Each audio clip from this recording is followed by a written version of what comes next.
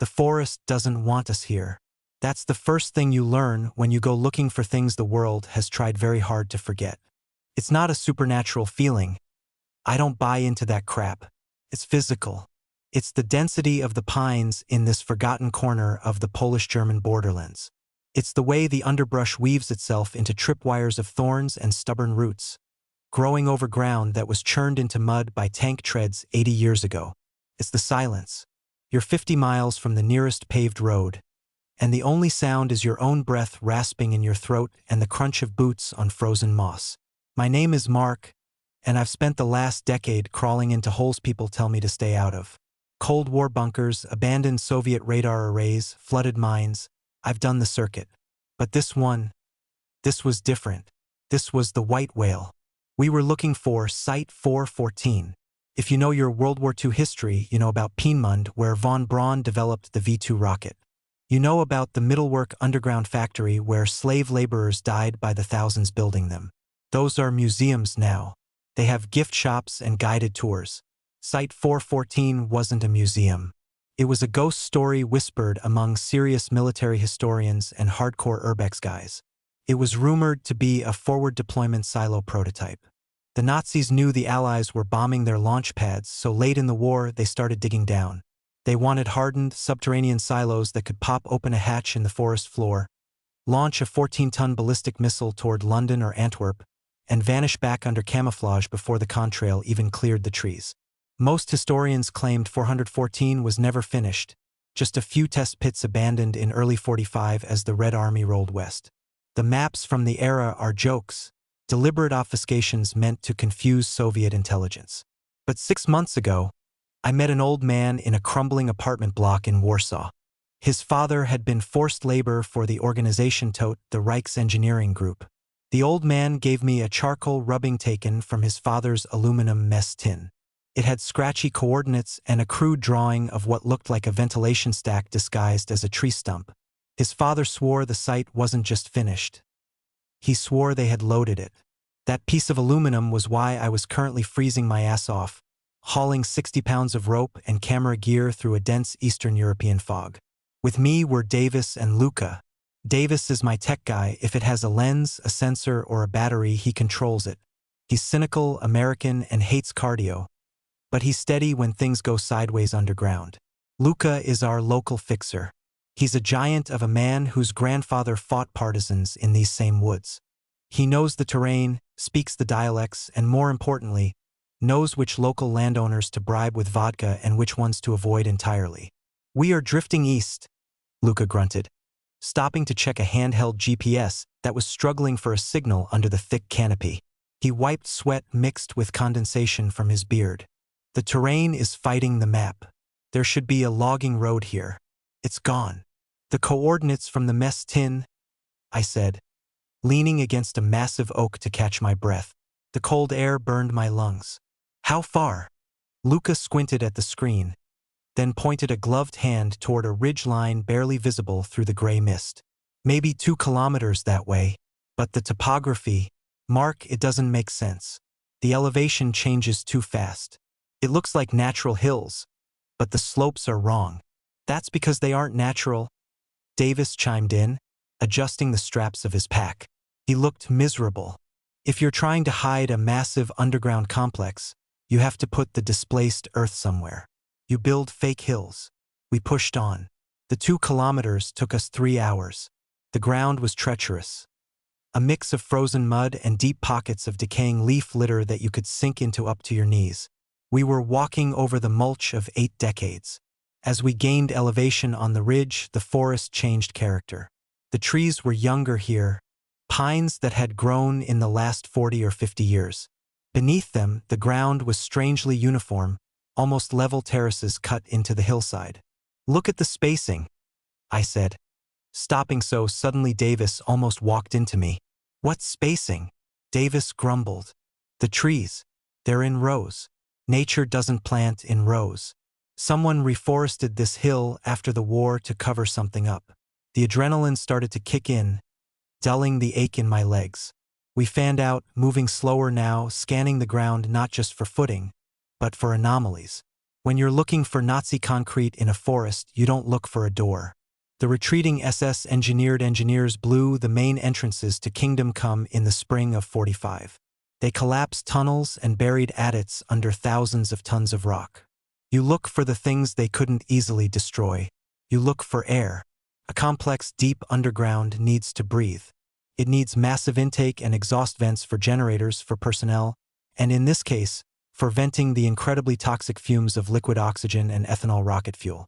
"Over here," Luca called out. His voice was tight.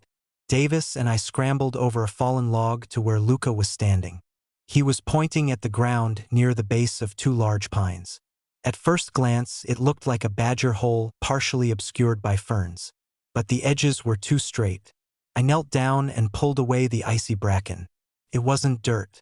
It was concrete. High-grade, reinforced German concrete, the kind that turns gray-green with age but almost never cracks. It formed a square aperture, maybe 2 feet wide, disappearing into the hillside at a 45-degree angle. I pulled out my heavy-duty flashlight and shone it down the hole. The beam cut through the darkness, illuminating smooth, cold walls before vanishing around a bend. A stale, cold draft drifted up, the breath of the tomb. It smelled of wet chalk, oxidized iron, and something else. Something chemical and sharp that hadn't entirely faded in 80 years. "Jackpot," Davis whispered, momentarily forgetting he was tired. "This is an auxiliary vent," I said, my mind racing. "Probably for a generator room near the surface level. It's too small for main ventilation." "Can we fit?" Luca asked, eyeing the narrow opening dubiously. I stripped off my backpack. "I can. It's going to be tight. We need to see if it connects to the main structure or if a collapse blocked it 50 feet in." The preparation took an hour. We weren't just jumping into a hole. This was a technical entry. We needed to rig an anchor point to a nearby tree, set up a hauling system in case I got stuck, and suit up in protective gear. The air down there could be pockets of carbon dioxide, hydrogen sulfide, or worse. We put on low-profile respirators and helmets with mounted GoPros. I went feet first. It was a birthing canal of rough concrete. The angle was steep enough that gravity wanted to pull me down, but narrow enough that my shoulders brushed both sides. I had to keep my arms extended above my head, holding the rope, inching down by warming my hips. Claustrophobia is a constant companion in this line of work. You don't beat it, you just manage it. You focus on the next 12 inches of space, on your breathing, on the texture of the wall against your gloves. You do not think about the megatons of earth pressing down from above. 30 feet down, the shaft leveled out slightly. I could drop my arms. I shined the light forward. The tunnel ended in a steel grate. "Talk to me, Mark." Davis's voice crackled in my earpiece. The radio signal was already weak, bouncing off too much concrete. "I'm at a junction," I said, my voice echoing strangely in the tight space. "There's a heavy-gauge steel mesh blocking the way. Looks like anti-partisan measures. They didn't want anyone crawling in here to drop a grenade." I examined the grate. It was thick, welded rebar, deeply set into the concrete. But time and moisture had done their work. The bottom welds where the water pooled were eaten away by rust heavy as scab tissue. "I'm going to need the portable hydraulic cutter," I radioed back up. "Send it down on the tagline." Another hour passed. An hour of sweating in the freezing dark, maneuvering a heavy hydraulic tool in a space the size of a coffin. The sound of the cutter shearing through the 70-year-old steel was deafening in the confined tunnel. It shrieked like tortured metal. When the last bar gave way, I kicked the grate inward. It fell into the darkness with a heavy clang that echoed and echoed. The sound didn't just stop. It reverberated, suggesting a massive open space on the other side. I squeezed through the newly made opening. The tunnel opened up immediately into a small, square concrete chamber. I stood up, stretching my cramped back. "I'm through the pinch point," I reported. "I'm in a small room, maybe a junction box for the ventilation." I swept the room with my light. The walls were bare, showing the wooden grain of the forms used to pour the concrete in the 1940s. On the floor, there were remnants of rotted wooden crates and a pair of hobnailed jackboots, leather stiff and curled like dead leaves. I stepped over them carefully. We leave everything as we find it. Take only photos, leave only footprints. There was a heavy steel blast door on the far wall. It had a large wheel handle in the center. These things are usually fused shut by rust, requiring hours of work with penetrating oil and leverage bars to budge. I grabbed the wheel with both gloved hands and gave it a tentative tug, expecting zero movement. With a horrific, high-pitched groan of dry metal on dry metal, the wheel turned. I froze. My heart hammered against my ribs. "Mark? What was that noise?" Luca asked over the radio. "The door," I whispered, staring at the steel barrier. "It's unlocked. The dogs aren't engaged." "That's impossible," Davis said. "They always locked them down when they retreated." "Not this one." I braced my foot against the wall and pulled the wheel with everything I had. It screamed in protest, grinding through decades of sediment, but it turned. One revolution. Two. Then a heavy thunk as the internal locking mechanism disengaged.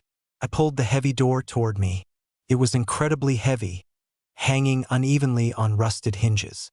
It swung open about a foot and then jammed against the uneven floor. Enough. A gust of air rushed out from the gap. It was different from the air in the ventilation shaft. It was dead, totally stagnant. It smelled intensely of diesel oil, ozone, and the unmistakable coppery tang of old blood. I squeezed through the gap. I was standing on a metal catwalk. I shined my light down, and the beam just vanished. I shined it up, and it caught the vague outline of massive curved arches far above. "Boys," I said into the radio, my voice trembling slightly, "you need to get down here. Now." "What is it?" I walked to the railing of the catwalk and looked over the edge into the abyss. I dropped a small pebble. I counted. 1, 2, 3, 4. Clink. It was vast. The acoustics were immense, like a cathedral carved out of the earth. The old man in Warsaw was right, I whispered into the mic, staring into the colossal darkness that stretched out before me. "It's not a test pit. It's a goddamn city under the hill." I brought my camera up, checked the ISO settings in the dark, and snapped the first photo. The flash fired, a blinding microsecond of illumination that revealed a terrifying glimpse of the scale of Site 414. In that split second of light, I saw dizzying depths of concrete ringing a central void. I saw levels upon levels of gantries and workspaces, and hanging right in the center of the void, suspended by massive chains and looking like a sleek, black needle aimed at the heart of the world, was the silhouette of a V-2 rocket. It was still there, waiting. The silence in the silo wasn't empty. It was heavy. It pressed against your eardrums, a physical weight composed of 80 years of stale air and unfulfilled purpose. It took Davis and Luca another 20 minutes to squeeze through the blast door. I stood on the catwalk, my back to the wall, just staring. When Luca finally emerged, breathless and covered in rust dust, he stood up, wiped his goggles, and froze. "Mother of God," he whispered. The phrase sounded small in the vast acoustic space. Davis came next. He didn't say anything. He just unslung his pack, pulled out his primary camera with the wide-angle lens, and started shooting. The shutter clicks, clack, clack, clack, echoed like gunshots, bouncing off the curved concrete walls and spiraling down into the darkness. "Lights," I ordered, my voice sounding raspy. "Full array. Let's see what we're dealing with." We clamped our high-lumen LED panels to the rusted railing. When we hit the switches, the shadows retreated, and the true scale of Site 414 revealed itself. It was an engineering marvel and an engineering nightmare. The silo was a cylinder, roughly 60 feet in diameter and plunging down into the earth at least 200 feet. We were on the uppermost level, level 0, the service gantry near the blast cap. Above us, the ceiling was a complex mechanism of hydraulic pistons and sliding steel plates, the roof that would have opened to the forest floor to let the bird fly. And there it was, the bird, the V-2. Technical designation, Aggregat 4, the world's first long-range guided ballistic missile, the ancestor of the Saturn V that took men to the moon. It hung in the center of the void, suspended by a launch cradle that gripped it near the waist. It was pristine. Most V2s you see in museums are reconstructed from scraps or repainted post-war. This one was original. It wore the late-war camouflage pattern, jagged splinters of olive green and dark gray, but the nose cone was painted in the distinctive black and white checkerboard pattern used to track rotation during flight. It's fully assembled, Davis murmured, leaning over the rail. Look at the graphite veins on the tail. They're intact. Why didn't they launch it? That's the million-dollar question, I said. And why didn't they scuttle it? Standard procedure was to blow the charges and collapse the facility if they couldn't fire. Maybe they died before they could, Lucas said darkly. He pointed his flashlight beam across the chasm to the far wall. Look, on the gantry opposite us. I squinted, following his beam. There was a control booth, a glass-fronted blister protruding from the concrete wall. The glass was shattered. Inside, slumped over what looked like a console, was a shape. It was a uniform, a tunic, thick with dust, draped over bones. We're not alone, I said, a cold shiver tracing my spine. We need to get to that control room, but watch your step. This steel hasn't been maintained since 1945. Treat every grate like it's made of paper. We began the descent. The silo was designed with a spiral staircase winding down the outer circumference, with catwalks branching off to the central rocket at various intervals for fueling and maintenance. We moved in a single file, clipped onto the handrails with climbing carabiners. Every step sent a shower of rust flakes drifting down into the abyss. As we descended past the nose cone of the rocket, the smell changed. The metallic tang grew sharper, mixed with a sweet, rotting chemical odor. Davis, check the gas meter, I said. Davis looked at the device clipped to his chest harness. Oxygen is low, about 18%, but I'm picking up trace amounts of ethanol vapor. And weird, some organic compounds. It smells like old fertilizer. The fuel, I noted. The V2 ran on a mixture of ethanol and liquid oxygen.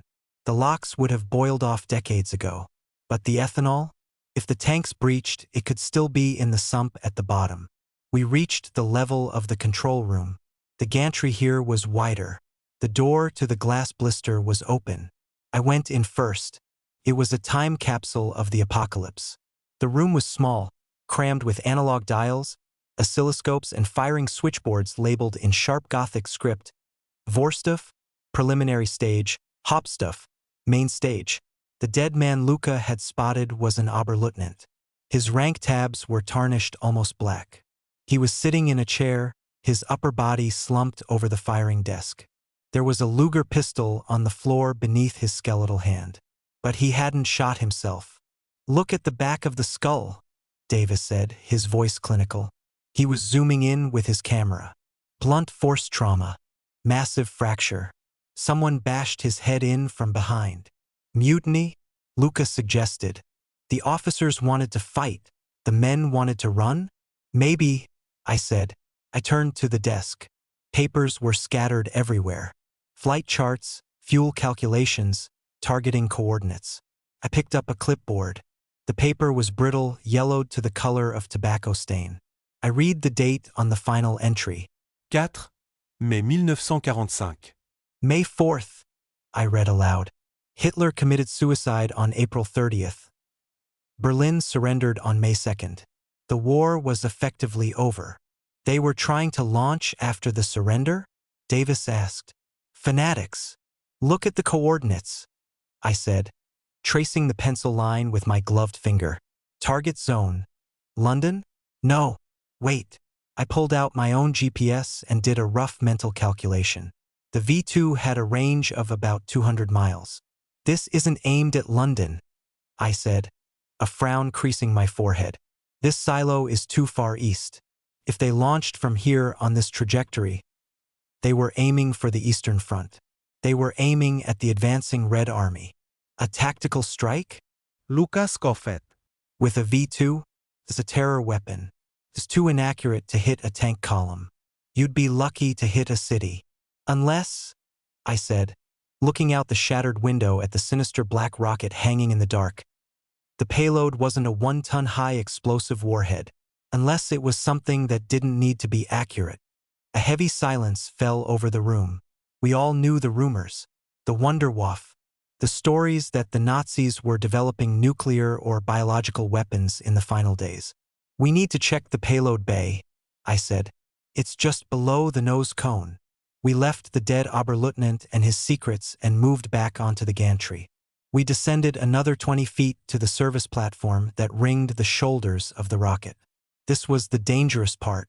To check the payload, I would have to step off the gantry and onto the rocket itself. There were small maintenance hatches flush with the skin of the missile. "Davis, keep the light steady on the fuselage," I said. I clipped a safety line to the gantry rail and tested the distance. It was a 2-foot gap over a 100-foot drop. I stepped across. My boot landed on the aluminum skin of the V2. It groaned. A hollow, tinny sound, but it held. I knelt down by the access panel labeled Nutzlast, payload. The screw heads were stripped, as if someone had tightened them in a hurry. I used my pry bar to gently work the edge of the panel. With a pop, the metal gave way. I pulled the panel back. I shone my light inside the warhead compartment. I expected to see the dull gray casing of the Amitol explosive charge, or maybe the complex wiring of a guidance gyroscope. Instead, I saw glass. Thick, leaded glass. Inside the warhead section was a secondary cylinder, suspended in shock-absorbing springs. It looked like a giant ampoule. Inside the glass cylinder was a dark, viscous liquid that shifted sluggishly as the rocket vibrated from my movement. "It's not a bomb," I whispered. "It's a tank." "Chemical?" Davis asked, his voice rising an octave. "Mark, get back. If that's Taboon or sarin." "It's not sarin," I said. "Sarin is colorless. This stuff is black, like crude oil." I leaned closer, inspecting the markings on the glass tank. There was a warning label, hand-painted in red, a skull and crossbones, and a single word, Annen, ancestors. Luca translated. "What does that mean?" "I don't know," I said, "but look at the wiring. It's rigged with a small bursting charge. The rocket launches, hits the target altitude, and the charge shatters the glass, dispersing the liquid as an aerosol cloud." "Biological," Davis said. "It has to be. They were going to spray the Russians with something." I started to back away, carefully replacing the panel. My heart was hammering against my ribs. We were standing next to a biological weapon of unknown origin, sealed in a tube for 80 years. If that glass cracked, clang. The sound came from below us, deep below. We all froze. "Was that falling debris?" Davis whispered. Clang, clang, clang. Rhythmic, metallic. "No," Lucas said, reaching for the heavy wrench on his belt. "That's footsteps. Someone is walking on the lower gantry." My mind raced. We were 50 miles from civilization. We had cut through a welded grate. There was no way anyone else was down here, unless there was another entrance. "Lights off," I hissed. We killed the LED panels. The silo plunged back into absolute, suffocating darkness. We stood on the gantry, holding our breath, listening. The footsteps stopped. Then, a voice drifted up from the black pit. It wasn't a ghostly whisper. It was amplified, distorted, sounding like it was coming through a loudspeaker. "Achtung, Sicherheitsprotokoll aktiviert." My German is rusty, but I understood that. Tension. Security protocol activated. "It's a recording," Davis breathed. "We triggered a sensor." "Or a timer," I said. Suddenly, the silo shuddered. A low, grinding rumble began to vibrate through the soles of our boots. It was coming from the base of the rocket. "The clamps?" I yelled, turning my light back on and aiming it down. "Look at the launch clamps." At the base of the rocket, the massive hydraulic arms that held the V2 in place were moving. Rust was raining down in sheets as the hydraulics fought against decades of corrosion. They were retracting. "The system is waking up," I shouted over the growing mechanical roar. "Someone set this thing to a fail-deadly mode. If the facility is breached, It tries to launch. It can't launch, Davis screamed. It has no fuel. The LOX is gone. It doesn't need to launch to kill us. I grabbed Davis by the harness. If those clamps let go, a 14-ton missile is going to drop straight down into the sump. If that glass tank shatters, we need to re-engage the LOX. Luca yelled. Where is the manual override? The control room. I pointed up. The dead guy's console. We scrambled back up the spiral stairs. The entire structure was shaking now. The metal groaned and shrieked. A bolt sheared off above us and plummeted past, pinging off the rocket's hull. We burst back into the control room. The shaking was worse here. The dead officer's skull was vibrating against the desk. I scanned the console. It was a maze of switches. Which one? Which one stops it? Davis panicked. Look for Abruch. Abort. I swept the papers off the desk. There was no Abruch button. This was Nazi engineering from 1945. They didn't build safety switches for the end of the world. They built systems to ensure destruction. The hydraulics. Luca pointed to a series of pressure gauges that were spiking into the red. We have to bleed the pressure.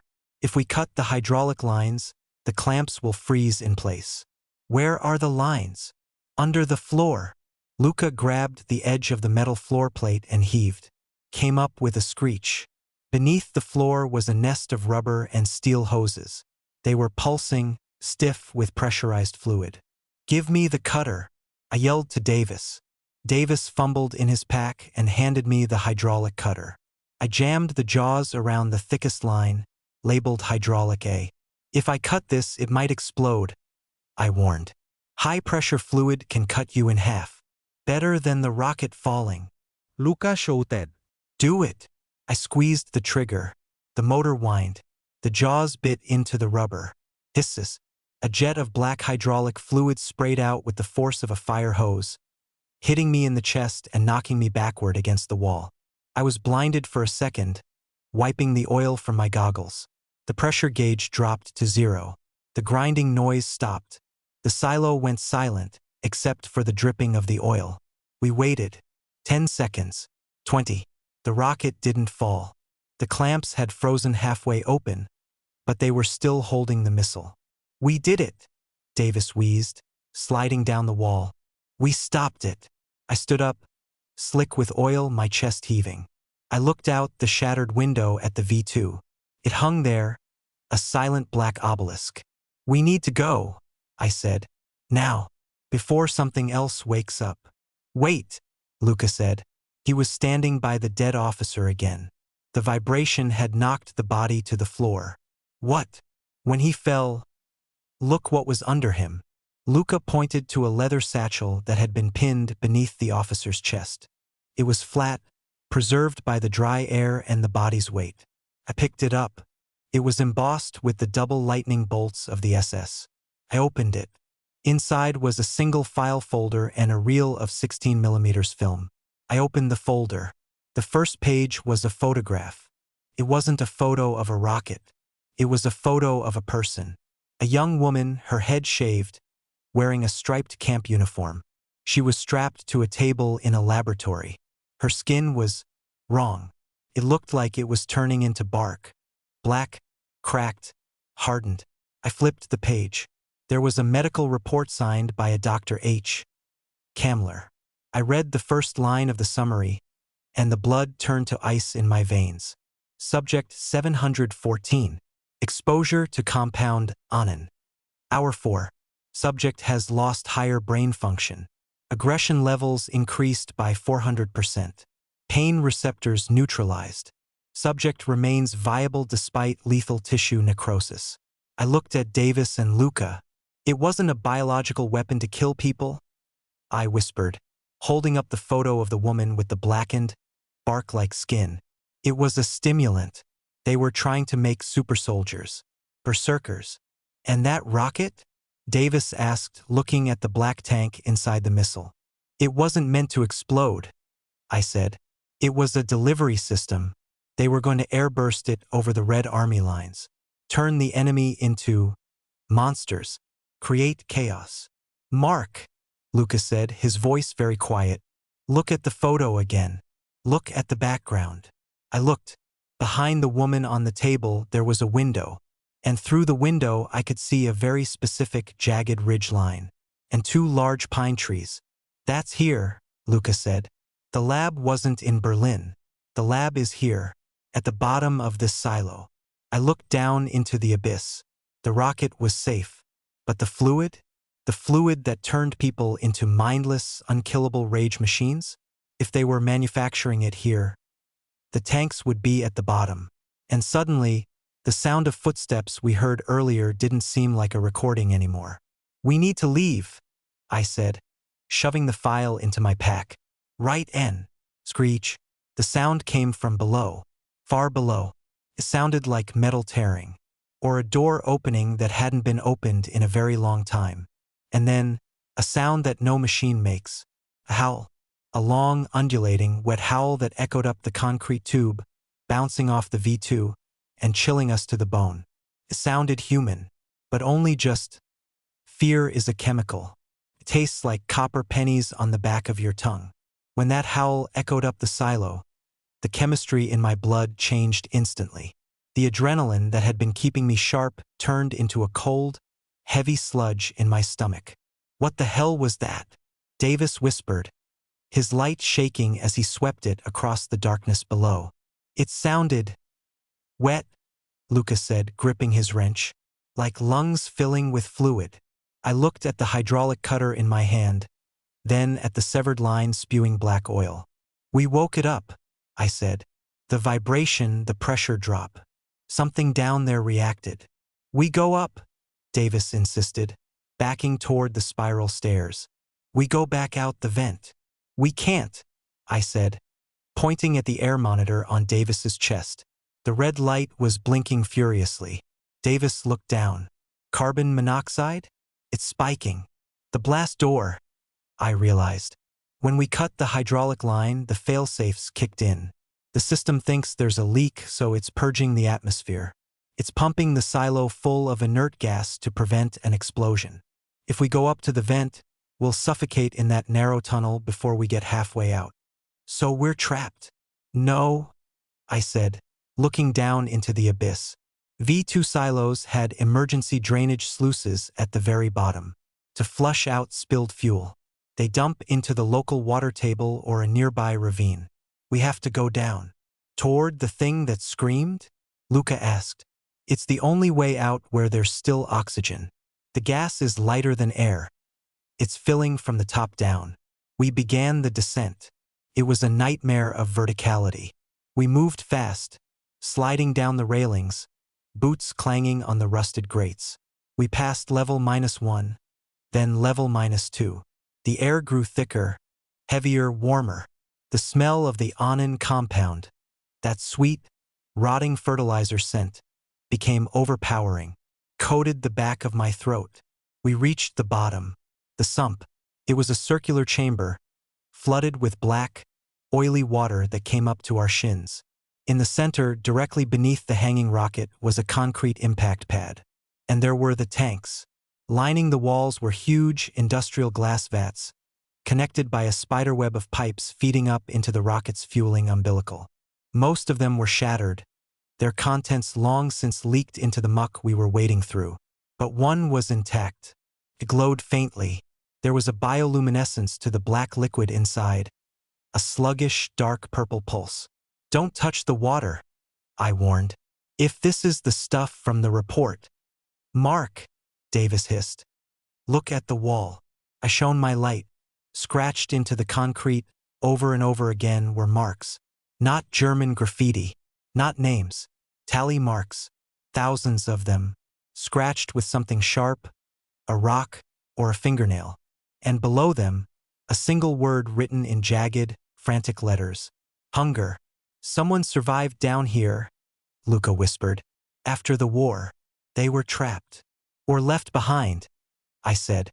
We waded across the room toward a heavy iron grate that looked like a sewer outflow. That was our exit. But between us and the grate was a door. A heavy, hermetically sealed laboratory door with a small, thick observation window. The door was slightly ajar. The howl came again. It was louder this time, and it came from inside the lab. "We have to go past it," I said. "The drain is right there." We moved slowly. The water sloshed quietly. I held the hydraulic cutter like a weapon. Luca had his wrench. Davis held the camera, documenting our own funeral. As we passed the open lab door, I couldn't help it. I looked inside. The beam of my light cut through the gloom. It revealed a surgical suite. Overturned gurneys. Rusty instruments scattered on the floor. And in the center, a series of cages. The cages were torn open. The bars were bent outward. And in the corner of the room, crouching over a pile of something, was a shape. It wasn't a man. Not anymore. It was pale, the skin translucent and stretched tight over elongated bones. It had no hair. The spine was twisted, hunched forward.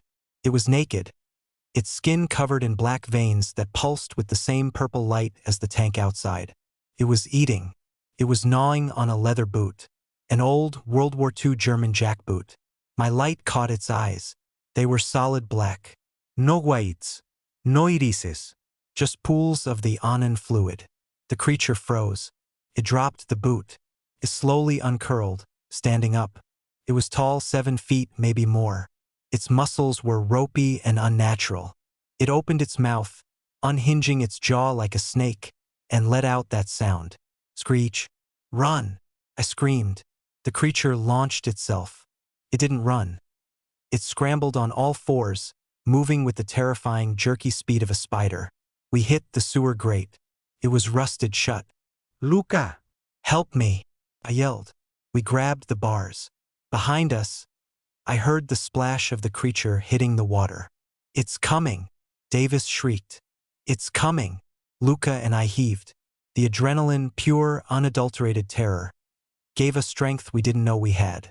The hinges screamed, and the grate gave way, swinging outward into a dark, damp tunnel. We dove inside. The tunnel was small, a concrete pipe about 4 feet high. We had to scramble on our hands and knees. I was in the rear. I looked back. The creature slammed into the opening. It was too big to fit. It thrashed, its long, pale arms reaching into the tunnel, claws scraping against the concrete inches from my boots. It shrieked in frustration, a sound of pure, chemical rage. "Go! Go!